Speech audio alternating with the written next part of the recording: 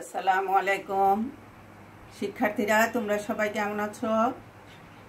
আশা করি ভালো আছো। সবাইকে স্বাগতম আজকে তথ্য যোগাযোগ প্রযুক্তি শ্রেণী কার্যক্রমে।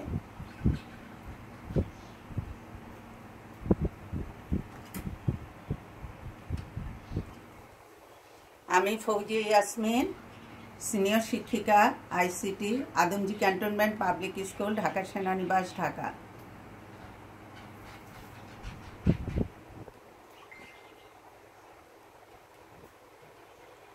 আজ আমি তোমাদের সামনে উপস্থিত হয়েছি তথ্য যোগাযোগ প্রযুক্তি বিষয় নিয়ে আলোচনা করার জন্য। আজকে শ্রেণী সপ্তম। এখানে তোমরা একটা ছবি দেখতে পাচ্ছ। ছবিতে দেখো কি লেখা আছে, ওয়ার্ড প্রসেসর। অর্থাৎ তোমাদের আজকে আমি ওয়ার্ড প্রসেসর নিয়ে আলোচনা করব। এটা তোমাদের ব্যবহারিক বিষয় বা ব্যবহারিক অধ্যায়। তোমাদের আমি আজকে আলোচনা করব এই ব্যবহারিক অধ্যায় নিয়ে, অর্থাৎ চতুর্থ অধ্যায়, পাঠ 27 থেকে 54, ওয়ার্ড প্রসেসিং ও বাংলা কিবোর্ডের ব্যবহার। অর্থাৎ আমরা যে কিবোর্ড ব্যবহার করে কাজ করে থাকি, সেই কিবোর্ডে কিভাবে আমরা ওয়ার্ডকে প্রসেসিং করব বা কিবোর্ডকে কিভাবে ব্যবহার করব, সেই বিষয় নিয়ে আজকে আমি তোমাদের সামনে উপস্থিত হয়েছি। প্রথমে আমরা আসি আজকের আলোচ্য বিষয়, কিবোর্ড পরিচিতি। অর্থাৎ তোমরা এখানে একটা ছবি দেখতে পাচ্ছ। এই ছবিটা দেখে তোমরা সবাই চিনতে পারবা এটি হলো একটি কিবোর্ডের ছবি। এবং কিবোর্ড হলো এমন একটি ডিভাইস বা যেটা তোমাদের কম্পিউটার ব্যবহার করতে বা আইসিটি যন্ত্র ব্যবহার করতে তোমাদের কিবোর্ড একটি অত্যাবশ্যকীয় ইনপুট ডিভাইস। তোমরা লেখালেখি, ছবি আঁকা সহ অনেক কাজই কম্পিউটারে করে থাকো। ওয়ার্ড প্রসেসিং ব্যবহার করে তোমরা এর মধ্যে ইংরেজিতে ডকুমেন্ট টাইপ করতে শিখেছ। তোমাদের ষষ্ঠ শ্রেণীতে তোমরা ওয়ার্ড প্রসেসিং বা ওয়ার্ড প্রসেসর সম্পর্কে কিছুটা ধারণা হয়েছে। আজকে আমি তোমাদের আরও একটু ধারণা দিব। আজকের আলোচ্য বিষয়ে কিবোর্ড নিয়েই বা কিবোর্ডের যে কিগুলো আছে, এই কিগুলোর বিস্তারিত পরিচিতি এবং এই কিবোর্ডের কিগুলো কোন কাজে আমরা ব্যবহার করছি, কোন কিটা, সেই সম্পর্কে আমি তোমাদের আজকে বিস্তারিত ধারণা দেওয়ার চেষ্টা করব। তোমরা অবশ্যই আমার সাথে থাকবে এবং প্রয়োজনীয় সমস্যাগুলো বা প্রয়োজনীয় যে কিবোর্ডের প্রয়োজনীয় অংশগুলো তোমরা টুকে নিতে পারো, খাতায় বা লিখে নিতে পারো। তাহলে তোমরা দেখো এখানে যে ছবিটি আছে, একটি কিবোর্ডের ছবি। এই কিবোর্ডে দেখো অনেকগুলো কি আছে। এই কিগুলো আমরা কখন কোন কাজে ব্যবহার করব সেটা তোমাদের জানাচ্ছি। তাহলে কিবোর্ড কি আগে সেটা তোমরা জানো। কিবোর্ড হলো এমন একটি ডিভাইস যাতে কিছু বাটন বিন্যস্ত থাকে, যেটি মেকানিক্যাল লিভার অথবা ইলেকট্রনিক সুইচের মতো কাজ করে। কিবোর্ড হলো কম্পিউটারের প্রধান ইনপুট ডিভাইস। তোমরা আমি আগেই তোমাদের আলোচনা করেছি ইনপুট ডিভাইস কি। সেই ইনপুট ডিভাইসগুলোর মধ্যে প্রধান হলো কিবোর্ড। কিবোর্ডের কীসমূহে কি ছাপানো থাকে। কোনো চিহ্ন তৈরি করতে হলে এক বা একাধিক কি চাপতে অথবা চেপে ধরে রাখতে হবে। Mouse, touch screen, pen, voice recognition আবিষ্কারের পরও কিবোর্ড সবচেয়ে বেশি ব্যবহৃত এবং বহুমুখী ইনপুট ডিভাইস। অর্থাৎ আরও অনেক কিছু, যেমন mouse, touch screen, pen drive, pen, voice recognition অর্থাৎ ভয়েসের সাহায্যেও আমরা ইনপুট দিতে পারি কম্পিউটারকে। কিন্তু এত কিছুর পরেও কিন্তু কিবোর্ডই আমাদের বহুল কাজে লাগছে এবং কিবোর্ড দিয়ে আমরা বেশি কাজগুলো সাবলীলভাবে করতে পারি। তাই কিবোর্ডকে একটা অত্যাবশ্যকীয় ইনপুট ডিভাইস হিসাবে পরিগণিত করা হচ্ছে। নেক্সট স্লাইডে আমরা আসি কিবোর্ড পরিচিতি। এর আগে আমি তোমাদের একটু ধারণা দিই বাংলা কিবোর্ড। এখানে দেখো ইংরেজিতে কিবোর্ডে ইংরেজিতেও লেখা থাকে, আবার বাংলাতেও লেখা থাকে। তাহলে বাংলা কিবোর্ডটা কী, বা বাংলা কিবোর্ডের পরিচিতি বা বাংলা কিবোর্ড লেআউট, এটা সম্পর্কে তোমাদের একটু ধারণা দিচ্ছি। বাংলা কিবোর্ড ওয়ার্ড প্রসেসর দিয়ে কোনো কিছু লিখতে গেলে প্রথমেই আমাদের প্রয়োজন একটি কিবোর্ডের। কিবোর্ড হলো ওয়ার্ড প্রসেসরের প্রধান ইনপুট ডিভাইস। ওয়ার্ড প্রসেসিংয়ের বাংলায় লেখালেখি করতে হলে আমাদের বাংলা কিবোর্ড সম্পর্কে ধারণা নিতে হবে। ইংরেজি কিবোর্ডের উপর ভিত্তি করে ঢাকা বিশ্ববিদ্যালয়ের বাংলা বিভাগের অধ্যাপক শহীদ বুদ্ধিজীবী মনির চৌধুরী 1965 সালে সর্বপ্রথম বাংলা টাইপরাইটারের জন্য একটি বিজ্ঞানসম্মত কিবোর্ড লেআউট তৈরি করেন। 1971 সালে স্বাধীনতা বিরোধী আলবদর বাহিনী মনির চৌধুরীকে হত্যা করেছিল। পরবর্তী সময়ে এই কিবোর্ড লেআউটই কম্পিউটারের জন্য প্রয়োজনীয় মনে করা হয়, কিন্তু প্রয়োজন হয় এমন একটি সফটওয়্যারের যা কম্পিউটারে বাংলা লিখতে সহায়তা করে। এ পর্যায়ে 1985 সালে কিছু বাংলা ফন্ট সহ শহীদ লিপি সফটওয়্যারটি প্রবর্তিত হয়, কিন্তু এটি তেমন একটা জনপ্রিয়তা অর্জন করতে পারেনি। 80 দশকের মাঝামাঝি থেকে শুরু করে 90 দশকের শেষের দিক পর্যন্ত অনেকগুলো বাংলা লেখার সফটওয়্যার বাজারে আসে, যার মধ্যে বিজয়, প্রশিকা শব্দ, প্রবর্তনা, লেখনী প্রভৃতি প্রথম সারিতে ছিল। সফটওয়্যার উন্নয়নের কারণে এবং বিভিন্ন সফটওয়্যারের সাথে সঙ্গতিপূর্ণ হওয়ায় বিজয় সফটওয়্যারটি ব্যাপক জনপ্রিয়তা লাভ করে। এ সময় বিভিন্ন কিবোর্ড লেআউট সবচেয়ে এগিয়ে থাকে। তাহলে আমরা কি জানলাম যে বিজয় কিবোর্ড লেআউট, এটা হলো বিজয় কিবোর্ড। বিজয় হলো একটা সফটওয়্যার যা বাংলা কিবোর্ড বা বাংলা লিখতে আমরা এই কিবোর্ডটি ব্যবহার করি। কিবোর্ড পরিচিতি। কিবোর্ডে 84 থেকে 101টি বা কোনো কোনো কিবোর্ডে 102টি কি আছে। ব্যবহারের উপর ভিত্তি করে কিবোর্ডকে মোটামুটি 5টি ভাগে ভাগ করা যায়। 1 নাম্বার ফাংশন কি, 2 নাম্বার অ্যারো কি, 3 অ্যালফাবেটিক কি, 4 নিউমেরিক কি বা লজিক্যাল কি, 5 বিশেষ কি।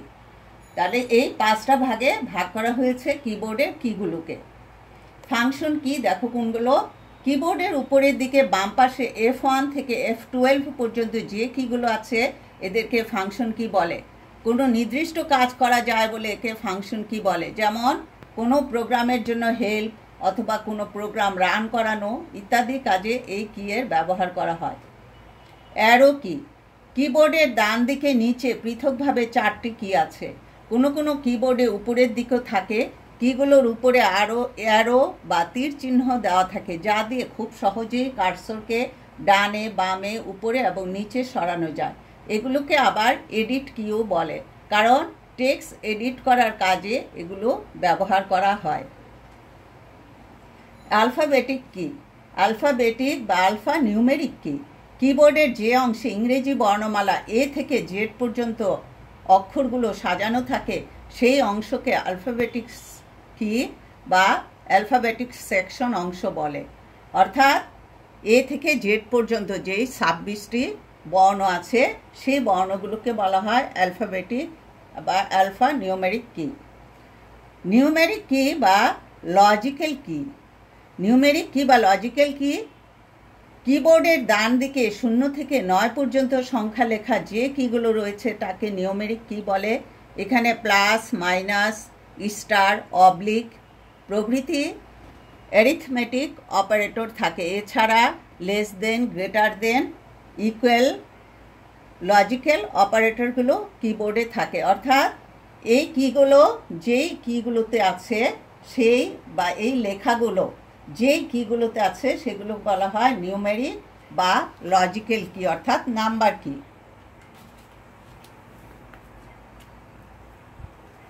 এখন আমরা আসি বিশেষ কি বা স্পেশাল কি। উল্লেখিত কিগুলো ছাড়া কিবোর্ডের অন্যান্য কিসমূহ কোনো না কোনো বিশেষ কার্য সম্পাদন করে বলে এদেরকে বিশেষ কি বলা হয়। নিম্নে বিশেষ কিসমূহ সম্পর্কে সংক্ষিপ্ত বর্ণনা দেওয়া হলো। অর্থাৎ এই যে বিশেষ কি কোনগুলো এগুলো নিচে তোমাদের বর্ণনা দেওয়া হলো। ESC। এই কি এর সাহায্যে কোনো নির্দেশ বাতিল করা হয়, অর্থাৎ এটাকে বলা হয় এস্কেপ কি। ট্যাব পর্দায় প্যারাগ্রাফ, কলাম, নম্বর, অনুচ্ছেদ শুরুর স্থান ইত্যাদি প্রয়োজন অনুযায়ী প্রস্তুতের জন্য এই কি ব্যবহার করা হয়। অর্থাৎ আমরা যখন কোনো একটা কাজ করতে যাব বা কোনো একটা ডকুমেন্ট সম্পাদন করতে যাব, তখন যদি প্যারাগ্রাফ লিখতে হয় বা কলাম, নম্বর, অনুচ্ছেদ, এগুলো শুরুর স্থান অর্থাৎ কোনখান থেকে আমরা শুরু করব বা আমরা শুরুটা দেখাবো কিভাবে, সেই অনুযায়ী এই ট্যাব কি প্রেস করলে সেটা ইন্ডিকেট করে দিবে বা সেই অনুযায়ী সম্পাদিত হবে।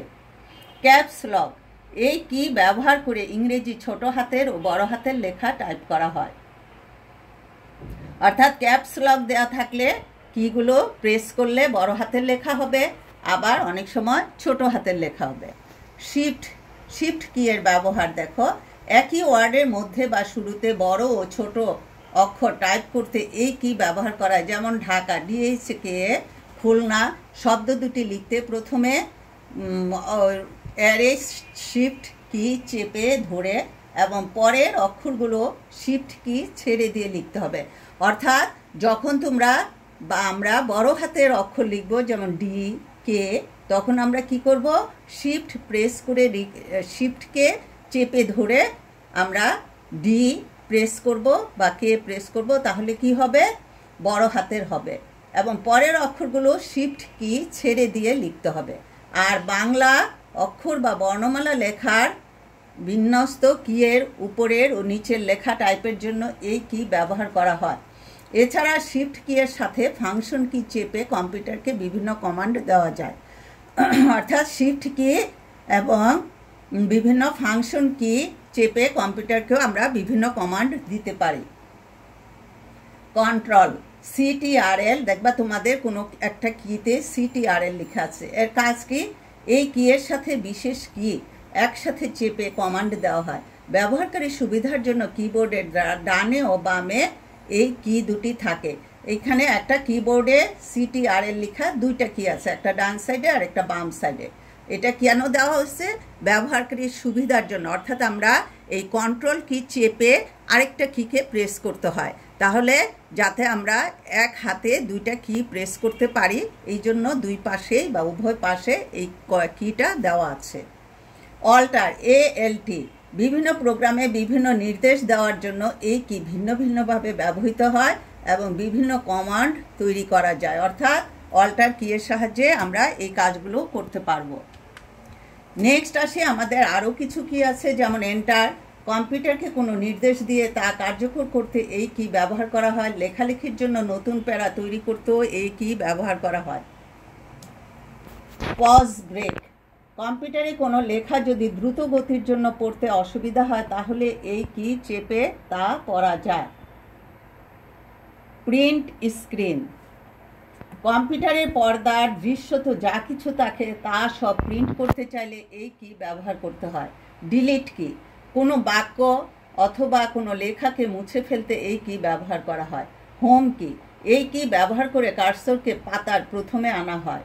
এন্ড কি এই কি চাপলে কার্সার বা পয়েন্টার যেখানেই থাকুক না কেন টেক্সট বা পাতার শেষে চলে আসবে। অর্থাৎ এই এন্ড কি চাপলে কার্সর বা পয়েন্টার যেখানেই থাকুক এটা কি হবে, লেখার বা টেক্সটের শেষে চলে আসবে। পেজ আপ এই কি ব্যবহার করে কার্সরকে উপরের দিকে উঠানো হয়। পেজ ডাউন এই কি ব্যবহার করে কার্সরকে নিচের দিকে নামানো হয়। ইনসার্ট কোনো লেখার মাঝে কোনো কিছু লিখলে তা সাধারণত লেখার ডান দিকে লেখা হয়, কিন্তু এই কি চেপে লিখলে তা পূর্ববর্তী বর্ণের উপরে ওভাররাইটিং হয়। কাজ শেষে আবার এই কি চাপলে তা পূর্বের অবস্থানে ফিরে আসে। অর্থাৎ এটা হলো ইনসার্ট কি এর কাজ। ব্যাক স্পেস কোনো লেখার পিছনের অংশ মুছে ফেলতে এই কি ব্যবহার করা হয়। স্পেস বার কিবোর্ডের কিগুলোর মধ্যে এই কিটি সবচেয়ে লম্বা, কোনো বাক্য লেখার সময় শব্দগুলোর মাঝে ফাঁকা করার জন্য এই কি ব্যবহার করা হয়। অর্থাৎ স্পেস বার। নাম লক এই কি চাপা থাকলে ডান দিকের কিগুলো চালু হয়। অর্থাৎ এটা এই যে নাম লক দেওয়া থাকে, এই নাম লক এই কিটা যদি আমরা প্রেস করি তাহলে কি হবে, ডান দিকের কিগুলো চালু হবে। অর্থাৎ কিবোর্ডের ডান সাইডে যে কিগুলো থাকে নাম্বার কিগুলো এগুলো চালু হবে।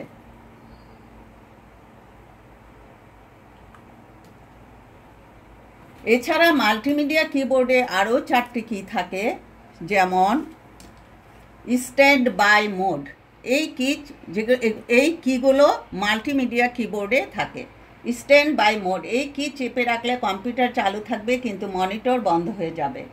মেইল কি, এই কি চেপে আউটলুক এক্সপ্রেস চালু হয় এবং তা দিয়ে মেইল পাঠানো যায়, তবে ইন্টারনেট চালু থাকতে হবে। ওয়েব কি, এই কি ব্যবহার করে সরাসরি ওয়েব ব্রাউজার ওপেন করা যায় এবং ইন্টারনেট ব্রাউজ করা যায়।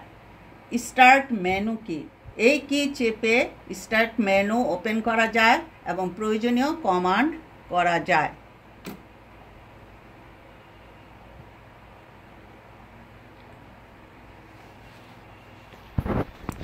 তাহলে তোমাদের আজকে আমি এই কিবোর্ড সম্পর্কে আলোচনা করলাম।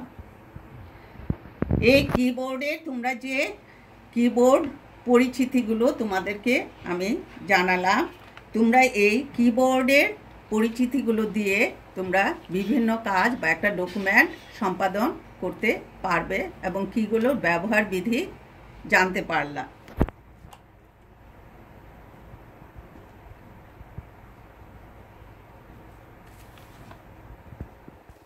ওয়ার্ড প্রসেসরে বিজয় কিবোর্ড। ওয়ার্ড প্রসেসর কি, একটা হলো প্যাকেজ প্রোগ্রাম বা মাইক্রোসফট ওয়ার্ড।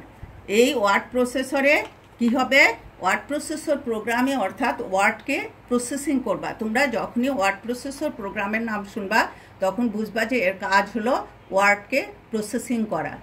যেহেতু আজকে আমি তোমাদের কিবোর্ডের ফাংশন বা কিবোর্ডের কাজ বা কিবোর্ড এর কিগুলো সম্পর্কে একটা পরিচিতি বা একটা ধারণা দিয়েছি, নেক্সট ক্লাসে তোমাদের এই কিবোর্ড দিয়ে আমরা কিভাবে একটা ডকুমেন্টকে সম্পাদন করব সেটা তোমাদের আলোচনা করব।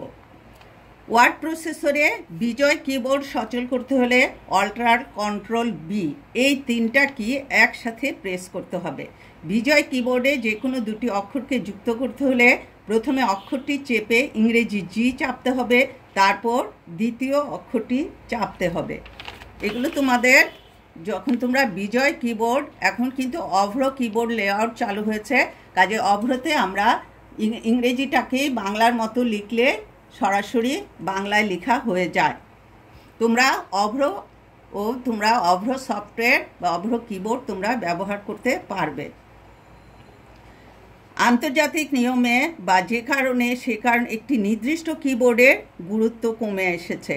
2000 সালের পর থেকে বাড়তে থাকে ইন্টারনেট ব্যবহারকারীর সংখ্যা, প্রয়োজনীয়তা দেখা দেয় বাংলায় ওয়েব পেজ তৈরি করার। ইন্টারনেটের জনপ্রিয়তার কারণে প্রয়োজন হয় এমন একটি সফটওয়্যার যা ইন্টারনেটের বিভিন্ন মাধ্যমে বাংলা লেখার সুবিধা এনে দিবে। 2007 সালে বিনামূল্যে ইউনিকোড সফটওয়্যার অভ্র প্রবর্তিত হয়। এটির উচ্চারণ ভিত্তিক ফনেটিক বাংলা টাইপিং ব্যবস্থা এটিকে তরুণ সমাজের কাছে বেশ জনপ্রিয় করে তোলে। অর্থাৎ আমি একটু আগে তোমাদেরকে যেটা বললাম যে অভ্র সফটওয়্যার উচ্চারণ ভিত্তিক বাংলা টাইপিং, যেমন আমি মনে করো আমি বললাম যে আমি বাংলায় গান গাই, এটা যদি AMIBANGLAY এইভাবে তুমি লিখে দাও তাহলে তোমার বাংলায় হয়ে যাবে আমি বাংলায় গান গাই। অর্থাৎ বাংলা লেখাটাকেই তোমরা ইংরেজিতে স্পেলিং করে বা তোমরা লেটার দিয়ে লিখে দিলেই তোমাদের কি হবে, বাংলা লেখা হয়ে যাবে। এবং এটাই আজকাল সহজ এবং ভালো বা ব্যবহার করতে সুবিধা, তাই অনেকেই আমরা অভ্র কিবোর্ড বা অভ্র লেআউট অভ্র সফটওয়্যার ব্যবহার করছি। আজকে তোমাদের যে এই কিবোর্ড সম্পর্কে আলোচনা করলাম, তোমরা বাসায় কিবোর্ড একটা সামনে নিয়ে, আমি জানি অনেকেরই বাসায় কম্পিউটার আছে, তোমরা কিবোর্ডটা সামনে নিয়ে কিগুলো সম্পর্কে পরিচিতি হবা এবং একটা ডকুমেন্ট ওপেন করে কিগুলোর ব্যবহার শিখবে। এটাই তোমাদের আজকের হোমওয়ার্ক। তোমরা কিবোর্ড সামনে নিয়ে একটা ডকুমেন্ট ওপেন করে ডকুমেন্টে তোমরা কিগুলো ব্যবহার করে বা কিগুলো প্রেস করে কোনটা কি কাজ করছে সেটা সম্পর্কে ধারণা বা জ্ঞান অর্জন করবে। আজকে আমার আলোচনা এখানেই সমাপ্তি ঘোষণা করলাম। সবাইকে ধন্যবাদ। আল্লাহ হাফেজ।